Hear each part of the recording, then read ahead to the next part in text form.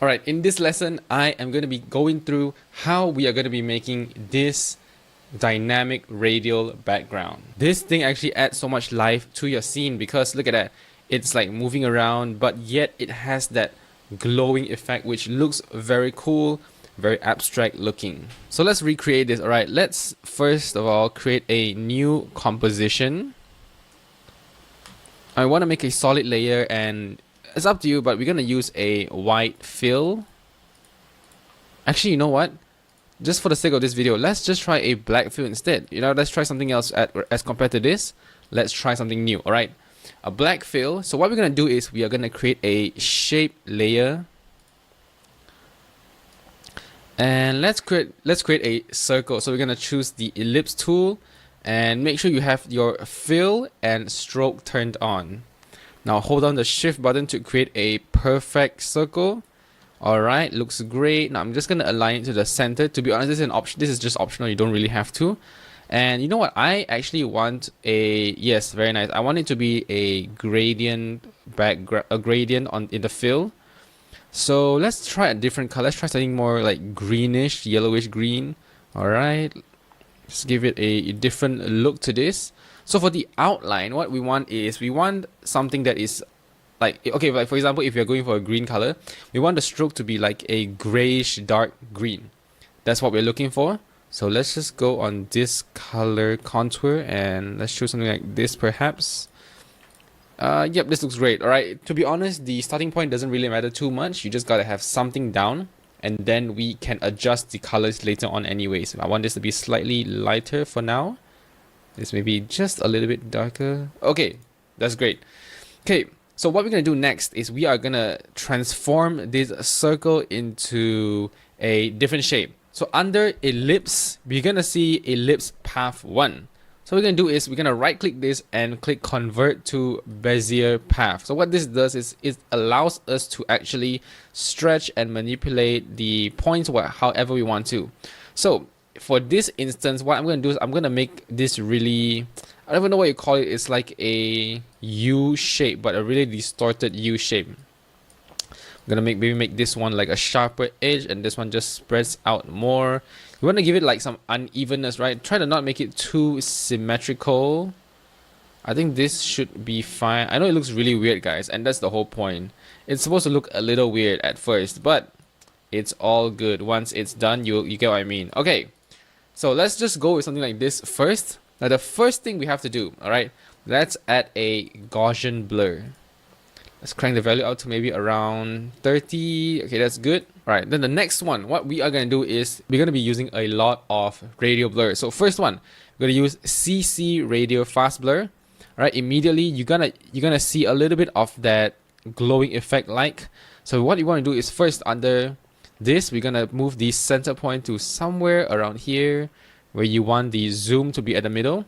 Under zoom, you can choose either brightest or standard. Usually I just go for standard, and we're gonna crank up the amount to, let's say, around here. Not too much first. All right, we can always come back to this. Okay, now next what I want to add in is again, we're gonna be using CC radial blur now. All right, we're gonna change this to centered zoom. All right, change the center point down again, and we're gonna increase the amount once again. Now this is going to like give it a very nice like smear all over the scene. So we can see that it looks okay, but the colors are first of all too bright, and this thing is too big. We gotta make it a little bit smaller. All right, we're gonna make it look more abstract perhaps. Okay, this don't look too bad. Now I gotta change the colors a little bit. So this is where you can be a bit more versatile. Let's maybe change this to something darker. Not really. Okay, I prefer this to be a bit brighter like just now. And maybe we can also play around with the shape. Let's maybe make this look more U-shaped, if you get what I mean. Alright, and then once we have adjusted it a little bit, okay, what we're going to do is we're going to add another radial blur, but this time we're using just the radial blur, right? That's a lot of radial blurs, but just hang on with me.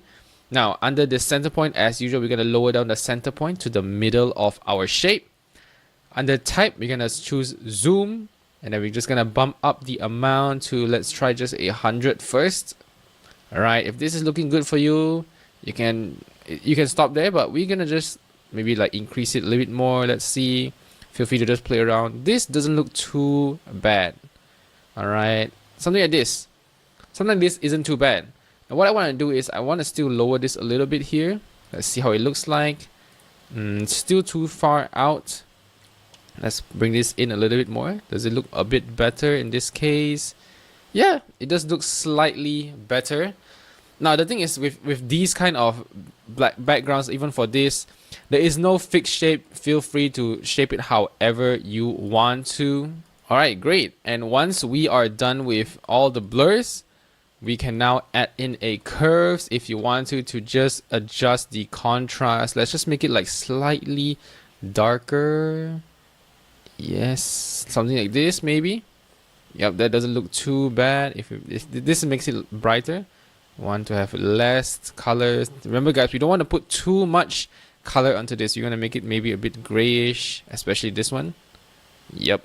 Alright, and last but not least, to give it that extra touch, let's add in some noise. Now, there are a lot of effects in After Effects, but I usually like to go with Noise Alpha. Now the reason that the difference between this noise and Noise Alpha, if you use noise, what will happen is, like say if I just crank this up to 13, okay, you can see the grains, right?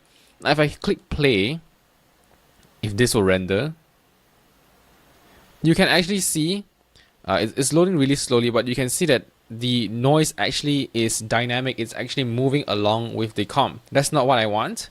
So what we're going to do is we are going to use Noise Alpha instead, because this is just a static noise. Can crank the value out to maybe around 5 to 8. 8 sounds okay here until you are satisfied. This looks not too bad. If you play your video, what you will see is it's just static, it's not moving. So how we are going to make the background more dynamic? There are two ways. One is to use a turbulent displays, but I'm going to teach you guys another method because I think some of you are already familiar with that. Now under ellipse, what we're going to do is click add, and we are going to be using the, where is it, wiggle paths option.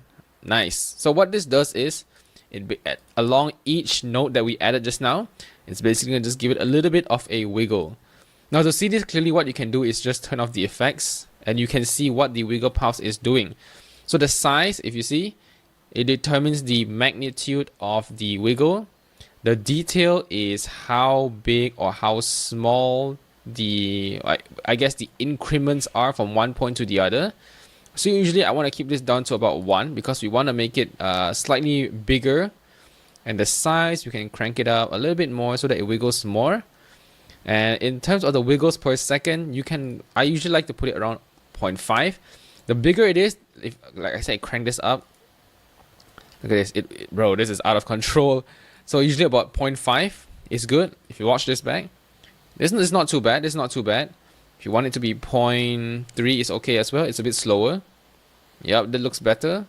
Turn the size down. Now under points, you want to make it smooth. So now the wiggles are much smoother, right? They have much smoother edges, which is what we want. Alright, so if we turn on the effects again, man, look at that. This background is looking so much better now. You can see that it is a lot more dynamic. It moves around and brings out so much more life into your scene. And again, this works with any colors as long as the gradients are similar colors. One is a lighter one and one is a darker one. And just add in a stroke. Feel free to play around until you get something that is good. And in the next lesson, I am going to be going to the last background that I want you guys to learn, which is something really, really good. So I will see you guys in the next lesson.